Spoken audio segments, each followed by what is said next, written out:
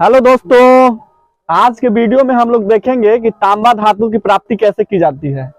Question वही है कि तांबा धातु की प्राप्ति कैसे की जाती है। तो तांबा धातु की जो प्राप्ति है कॉपर से की जाती है। किससे की जाती है? तांबा धातु की प्राप्ति कॉपर से की जाती है। कॉपर को जो है मात्र गर्म करने मात्र से ही तांबा की प्राप्ति हो जाती है। वही लिखा गया है कि तांबा धातु की प्राप्ति कॉपर से की जाती है और इन्हें सिर्फ गर्म करने मात्र से ही तांबा धातु की प्राप्ति हो जाती है। दूसरा क्वेश्चन कह रहा है कि वैद्युत अपघटन द्वारा अवकरण कौन कौन सी धातु की प्राप्ति की जाती है। कह रहा है कि वैद्युत अपघटन विधि से जो है कौन कौन सी धातु की प्राप्ति की जाती है। तो कह रहा है यहाँ की वैद्युत अपघटन विधि से हम 3 धातु की प्राप्ति करते हैं, जिसमें से पहला है सोडियम, दूसरा कैल्शियम और तीसरा मैग्नीशियम। यह 3 धातु की प्राप्ति हम कौन सी विधि से करते हैं? तो वैद्युत अपघटन विधि के द्वारा हम लोग करते हैं। ध्यान देने वाला बात क्या है कि क्रियाशीलता श्रेणी में सबसे ऊपर के धातु का अवकरण जो है वैद्युत अपघटन विधि के द्वारा होता है। क्रियाशीलता श्रेणी जो अभी दिखाने वाले हैं कि क्रियाशीलता श्रेणी में सबसे ऊपर कौन होता है, सबसे नीचे कौन होता है, इसकी नियम क्या है और कैसे यह लागू होता है, अभी देखने वाले हैं। वीडियो में बने रहे अंत तक। अभी हम लोग सक्रियता श्रेणी देखने वाले हैं। इसी को हम कहते हैं क्रियाशीलता श्रेणी। क्रियाशीलता श्रेणी में जो है सबसे ऊपर पाया जाता है लिथियम, उसके बाद पोटेशियम, उसके बाद sodium, calcium, magnesium, aluminium, zinc, iron, tin, lead, hydrogen, copper, mercury जिसे हम पारा कहते हैं और एजी जिसे हम चांदी, सोना और प्लैटिनम होता है। सक्रियता श्रेणी में ध्यान देने वाला बात क्या है कि हाइड्रोजन से जो ऊपर वाला जितने भी तत्व है वो सभी अधिक क्रियाशील होती है और हाइड्रोजन से नीचे जैसे कॉपर, मरकरी, चांदी, सोना, प्लैटिनम ये सब कम क्रियाशील है एज कम्पेयर टू ऊपर वाले से।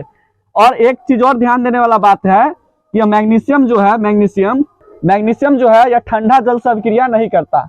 मैग्नीशियम जो है यह ठंडे जल से अभिक्रिया नहीं करता और जो है ऊपर वाले तत्व जो है नीचे वाले तत्व को हटा सकता है, क्योंकि ऊपर वाले तत्व अधिक क्रियाशील है नीचे वाले तत्व से।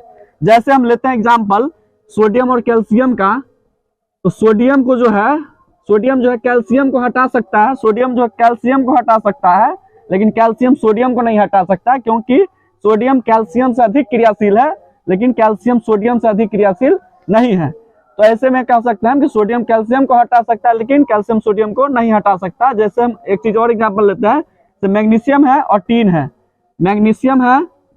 है, तो मैग्नीशियम टीन को हटा सकता है लेकिन टीन मैग्नीशियम को नहीं हटा सकता, क्योंकि मैग्नीशियम अधिक क्रियाशील है टीन से, क्योंकि यह हाइड्रोजन से ऊपर पाया जाता है और हम जानते हैं कि ऊपर जो तत्व रहेगा वो अधिक क्रियाशील और नीचे जो होगा वो कम क्रियाशील होगा।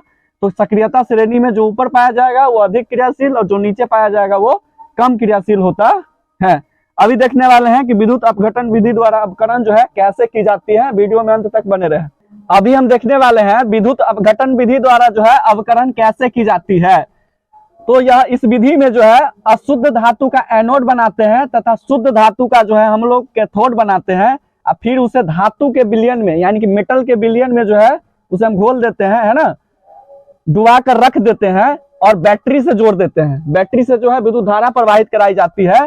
तो एनोड से जो है यानी कि प्लस वाला सब जो है धातु निकलकर कैथोड पर यानी कि माइनस वाला पे जमा हो जाता है और सोडियम और मैग्नीशियम और कैल्शियम धातु की प्राप्ति आसानी से हो जाती है। अगला क्वेश्चन है कि सोडियम क्लोराइड से सोडियम की प्राप्ति कैसे होती है, यानी कि NaCl से Cl की प्राप्ति कैसे होती है। तो आपका जो आंसर है कि सोडियम क्लोराइड से सोडियम धातु की प्राप्ति वैद्युत अपघटन विधि द्वारा होता है, यानी कि करंट के द्वारा होती है।